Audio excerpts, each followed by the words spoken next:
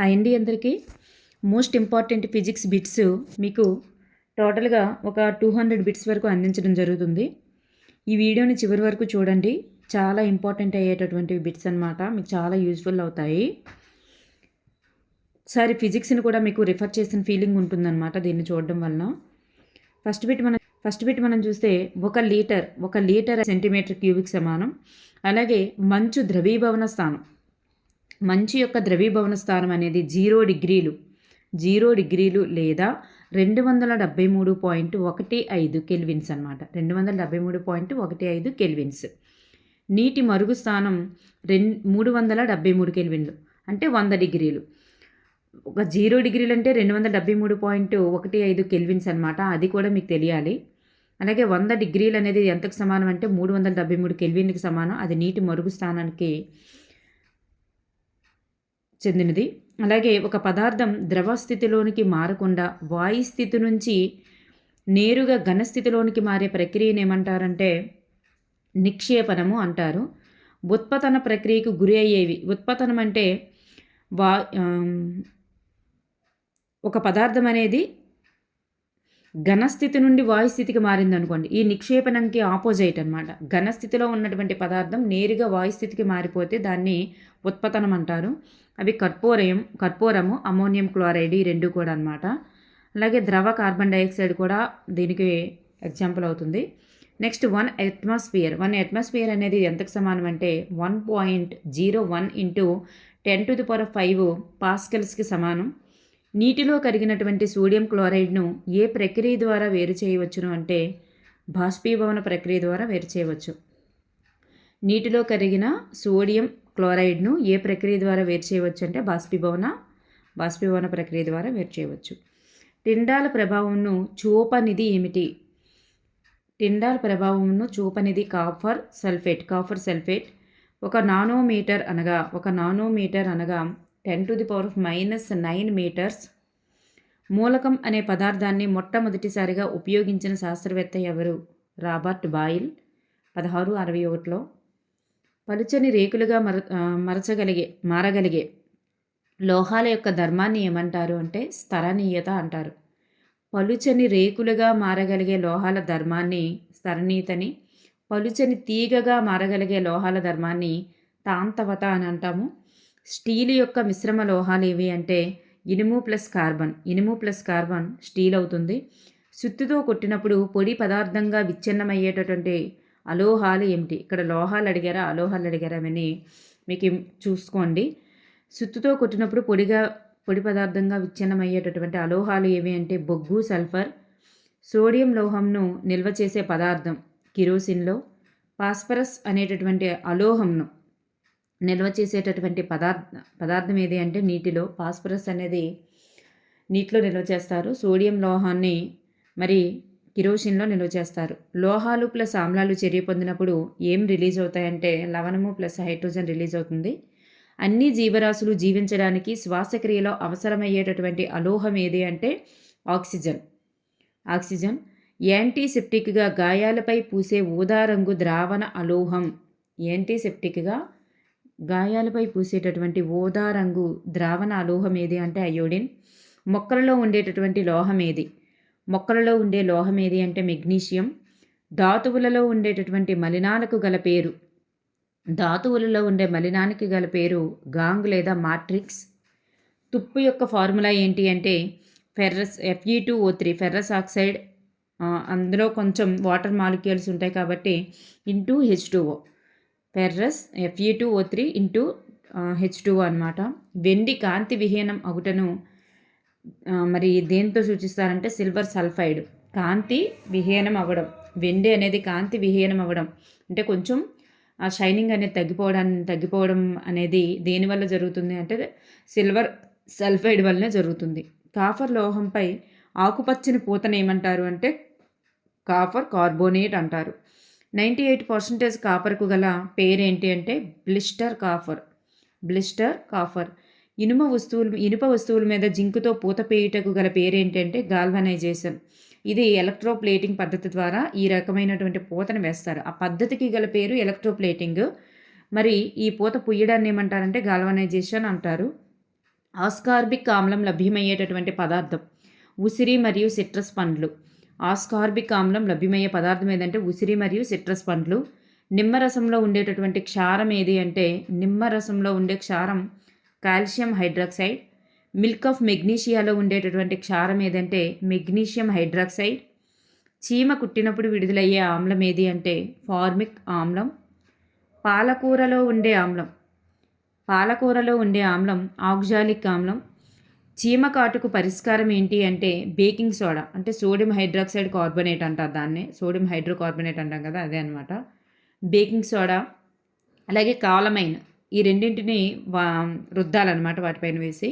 Calamine అంటే zinc కార్బోనేట్నే calamine అంటారు. కాలమైన్కి రెండు వాటిలో కాలమైన్ ఏదని మనకు అడగవచ్చు. అప్పుడు మనం జింక్ కార్బోనేట్ని ఎంచుకోవాలన్నమాట. అజీర్తి నుండి ఉపశమనానికి మరి దేన్ని తీసుకుంటారు అంటే మిల్క్ ఆఫ్ మెగ్నీషియా, ఇది ఒక క్షారం అనమాట. అజీర్తి నుండి ఉపశమనానికి మిల్క్ ఆఫ్ మెగ్నీషియం తీసుకుంటారు. మన జీర్ణాశయంలో ఉండేటటువంటి ఆమ్లం ఏది అంటే HCl. గాజును శుభ్రపరిచేటటువంటి ద్రవాలు ఏవి అంటే అమ్మోనియం హైడ్రాక్సైడ్. గాజును శుభ్రపరిచే ద్రవం అమ్మోనియం హైడ్రాక్సైడ్. సబ్బుల తయారీలో వాడేటటువంటి క్షారాలు ఏవి అంటే sodium hydroxide, potassium hydroxide.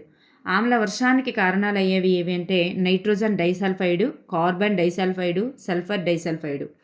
Nitrogen, carbon, sulphur వీటి యొక్క డైసల్ఫైడ్లు అనమాట. Nitrogen disulphide, carbon dioxide, sulphur dioxide. Nitrogen disulphide, carbon oxide CO2 మరియు SO2. నెక్స్ట్ వెనిగరు మరియు బేకింగ్ సోడాల చర్య వలన ఏర్పడే కొత్త పదార్థం. మరి వెనిగర్ యొక్క ఫార్ములా ఏంటంటే CH3COOH ఆమ్లము. అలాగే బేకింగ్ సోడా NaHCO3 అనమాట, సోడియం హైడ్రాక్సైడ్ హైడ్రోకార్బోనేటు. మరి వీరెన్నింటి యొక్క చర్య వలన ఏర్పడేటటువంటి కొత్త పదార్థం ఏది అంటే కార్బన్ డైఆక్సైడ్. ద్రాక్ష పులియబెట్టడం అనేటటువంటిది ఒక రసాయన మార్పు. స్పష్టమైన పదార్థాల యొక్క పెద్ద స్ఫటికాలను వాటి ద్రావణాల నుండి పొందే ప్రక్రియను ఏమంటారంటే స్ఫటికీకరణం అంటారు. pH అనగా అంటే హైడ్రోజన్ గాఢత యొక్క రుణ సంవర్గమానాన్నే pH అంటారు. మరి దాన్ని ఇలా సూచిస్తామన్నమాట, -log H+గా సూచిస్తాము. NaCl ద్రావణం గుండా విద్యుత్తును ప్రసరింపజేస్తే అది వియోగం చెంది NaOHగా ఏర్పడుటను ఏమంటారు అంటే క్లోరో ఆల్కలీ ప్రక్రియ అంటారు. వాషింగ్ సోడా యొక్క ఫార్ములా ఏంటంటే Na2CO3 10H2O. స్వేదన జలం యొక్క pH స్వభావం ఏదంటే తటస్థం. బలమైన ఆమ్లం యొక్క pH విలువ ఎంత అంటే 1. స్వేదన జలం pH విలువ తటస్థం అనమాట. pH విలువ 7 ఉంటే దాన్ని తటస్థం అంటారు. భోజనం తర్వాత లాలాజలం యొక్క pH విలువ ఎంత ఉంటుందంటే 6.4 నుండి 6.9 మధ్యలో ఉంటుంది. సాల్ట్ కేక్ యొక్క ఫార్ములా Na2SO4. బ్లీచింగ్ పౌడర్ యొక్క ఫార్ములా ఏదంటే కాల్షియం క్లోరో హైపోక్లోరేటు CaOCl2. జిప్సం యొక్క ఫార్ములా CaSO4 2H2O.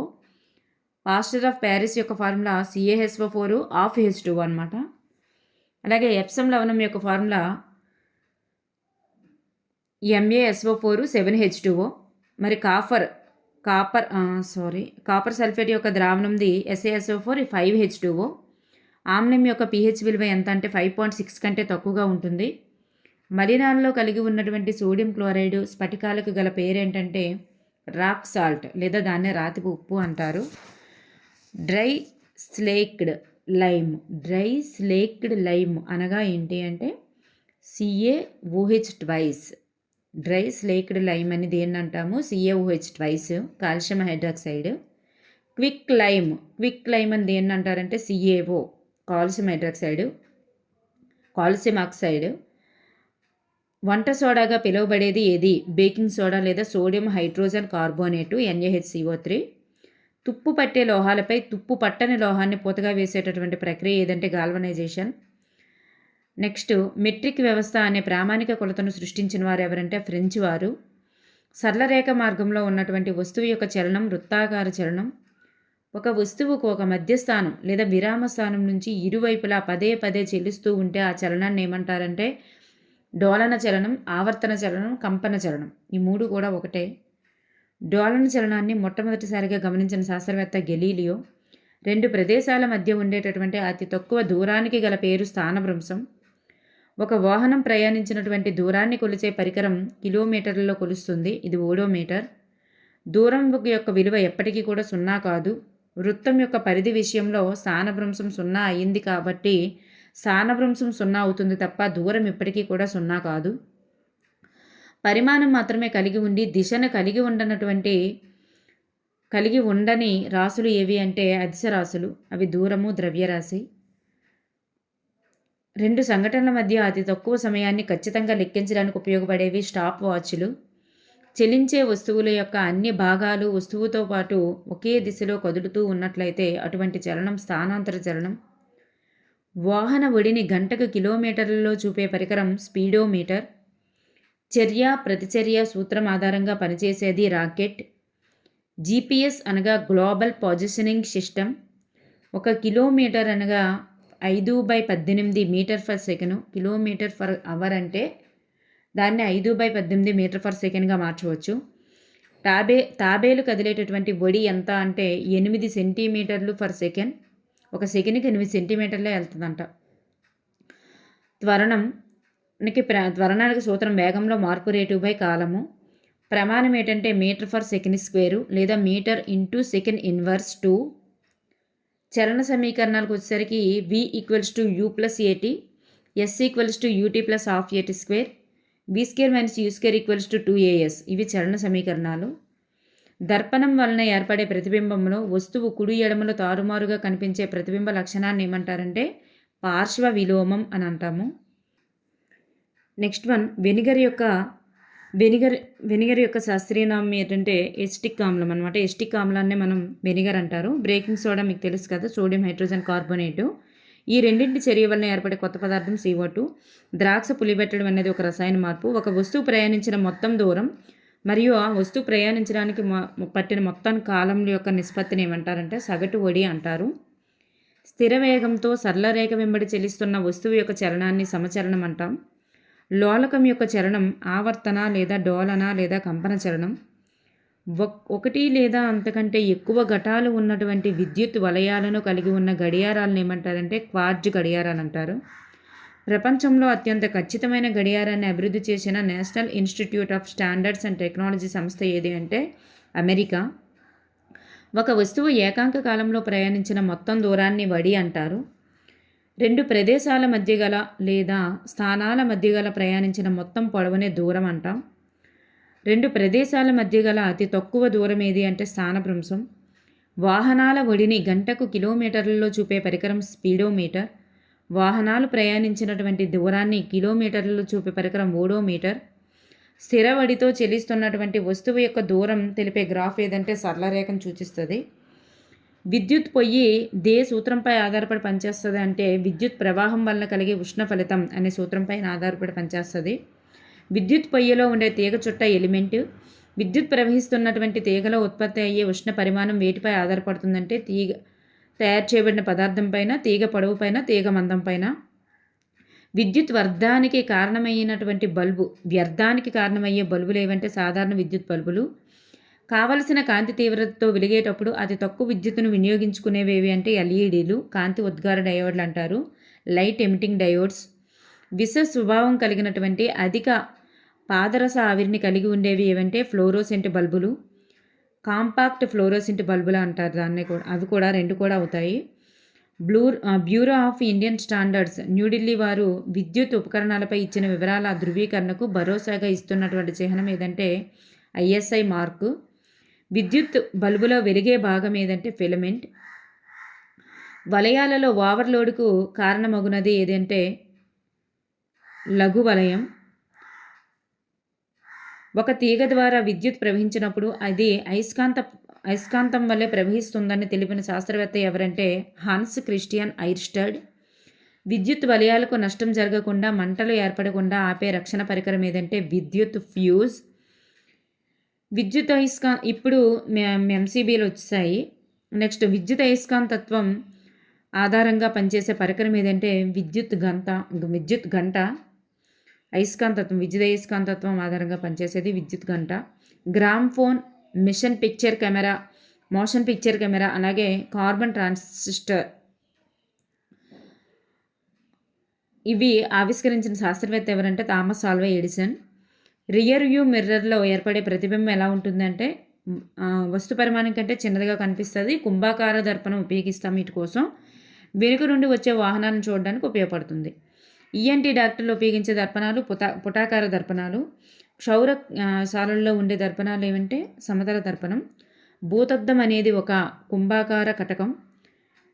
అలాగే మధ్యలో మందంగా ఉండి అంచుల వద్ద పలుచగా ఉండేవి కుంభాకార కటకాలు. మధ్యలో పలుచగా ఉండే అంచుల వద్ద మందంగా ఉండేవి పుటాకార కటకాలు.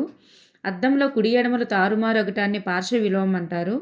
విద్యుత్ వలయాలలో ఉపయోగించే ఫ్యూజ్ వైర్ సాధారణంగా దేంతో తయారు చేస్తారంటే సీసము ప్లస్ తగరంతో తయారు చేస్తారు.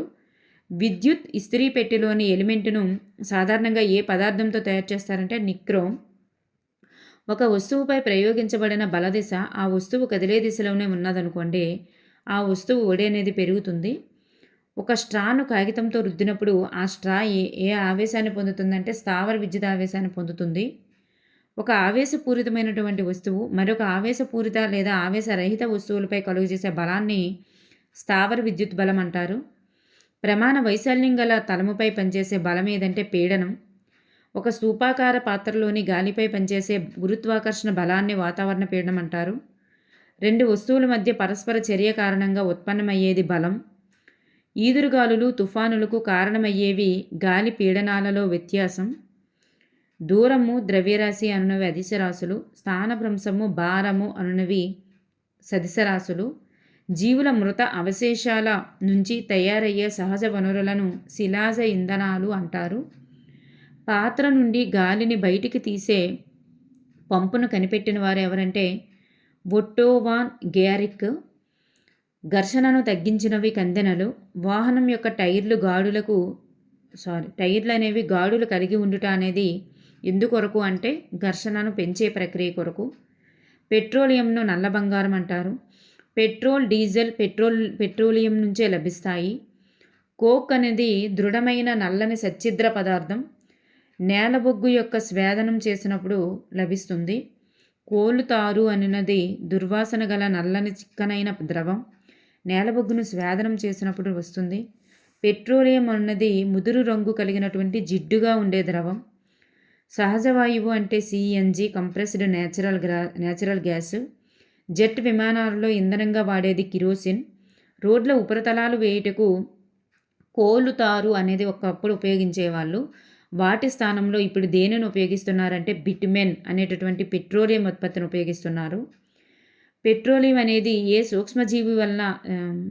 సూక్ష్మజీవుల యొక్క మృత అవశేషాల నుంచి తయారవుతుందంటే ప్లాంక్టన్.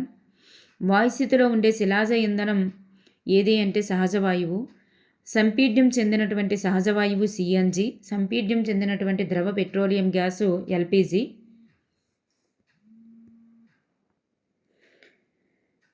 నెక్స్ట్ వన్, ఒక పదార్థం ఆక్సిజన్తో చర్య జరిపి ఉష్ణాన్ని విడుదల చేసే ప్రక్రియను ఏమంటారంటే దహనము అంటారు.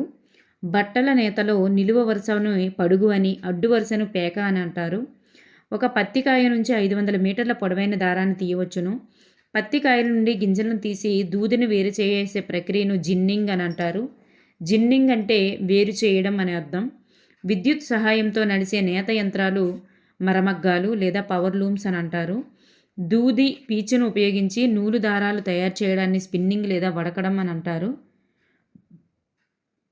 నెక్స్ట్ వన్, బంగారు దారం అనగా జనుపనార దారం అని అర్థం. నెక్స్ట్ వన్, ఆప్కో అన్నది అంటే ఇక్కడ నెక్స్ట్ వన్, ఆప్కో అన్నది ఆంధ్రప్రదేశ్ చేనేత సహకార సంఘం యొక్క గుర్తు. ప్రత్తి అన్నది సెల్యులోజ్ అనే కార్బోహైడ్రేట్ నుంచి లభిస్తుంది. పాలిస్టర్ అన్నది పెట్రోలియం నుంచి తయారు చేస్తారు. రేయాన్ అన్నది సెల్యులోజ్తో తయారు చేయబడినటువంటి ఒక కృత్రిమ పట్టుదారం. టెరికాట్ టెరివూల్ అన్నవి మిశ్రణం చెందినటువంటి దారాలు. కలంకారీ అన్నది ఒక చేతి ముద్రిత నూలు వస్త్ర పరిశ్రమ. జంతువుల వెంట్రుకలను ఉన్ని లేదా ప్లీస్ లేదా ఫెర్ అని అంటారు. పాలిస్టర్ యొక్క ముఖ్య రూపం ఏదంటే పెట్, పాలీఇథిలిన్ తెరాప్తలేట్. ఒక నైలాన్ దారం స్టీల్ కంటే బలమైనది. శీతాకాలంలో ఉపయోగించే చలికోట్లు, సాలువాలు, దుప్పట్లు అనేవి ఊలును పోలినప్పటికీ అవి ఆక్రిలిక్ దారంతో తయారవుతాయి. థర్మోప్లాస్టిక్లు వేడి చేసినప్పుడు ముడిచికిపోయే వంచడానికి వీలయ్యేటటువంటి ప్లాస్టిక్లు ఏవి అంటే పాలిథిన్ మరియు పీవీసీలు. థర్మోప్లాస్టిక్లు వేరు, థర్మోసెట్టింగ్ ప్లాస్టిక్లు వేరు. థర్మోసెట్టింగ్ ప్లాస్టిక్లకు ఉదాహరణ మేలమైను, బేకలైటు. ఒక వస్తువు విరామ స్థానం నుంచి ముందుకి, వెనుకకు, పైకి, కిందకు కదలడాన్ని డోలన చలనం లేదా కంపన చలనం అని అంటారు. నెక్స్ట్ వన్, డెసిబెల్ అన్నది బెల్లలో ఎన్నవ వంతు అంటే 10వ వంతు. ధ్వని యొక్క తీవ్రతకి ప్రమాణం డెసిబెల్. ధ్వని యొక్క తీవ్రతను కొలిసేది సౌండ్ మీటర్, దాన్ని నాయిస్ మీటర్ అంటారు. మానవుని చెవులు 80 డెసిబెల్స్ వరకు శబ్దాలను భరించగలవు. శబ్ద కాలుష్యానికి కారణమయ్యేటటువంటి ధ్వని తీవ్రత ఎంత అంటే 85 డెసిబెల్స్ దాటాలి. కంపిస్తున్న కణం పూర్తి కంపనానికి పట్టే కాలం ఆవర్తన కాలం లేదా డోలనవర్తన కాలం అంటారు. ధ్వని తరంగాలు స్ప్రింగ్లోని ఏర్పడేటటువంటి తరంగాలు అనేవి అనుదైర్ఘ్య తరంగాలకి ఉదాహరణ. ఒక ప్రమాణ కాలంలో జరిగే కంపనాల సంఖ్యను ధ్వని తరంగం యొక్క పౌనఃపున్యం అని అంటారు. దీనికి ఎస్ఐ ప్రమాణం హెర్ట్జులు. పౌనఃపున్యానికి ఎస్ఐ ప్రమాణం హెర్ట్జులని నామకరణం చేసిన వారు హెచ్ఆర్ హెర్ట్జ్. ధ్వని తీవ్రత అంటే ప్రమాణ వైశాల్యం గుండా ప్రతి సెకనులో ప్రయాణించే ధ్వని యొక్క శక్తి మొత్తాన్ని ధ్వని తీవ్రత అంటారు. ధ్వని యొక్క సంకేతాలు మన మెదడులో ఎన్ని సెకండ్ల పాటు నిల్వ ఉంటాయంటే 0.1 సెకండ్ల పాటు నిల్వ ఉంటాయి. Thank you for everyone.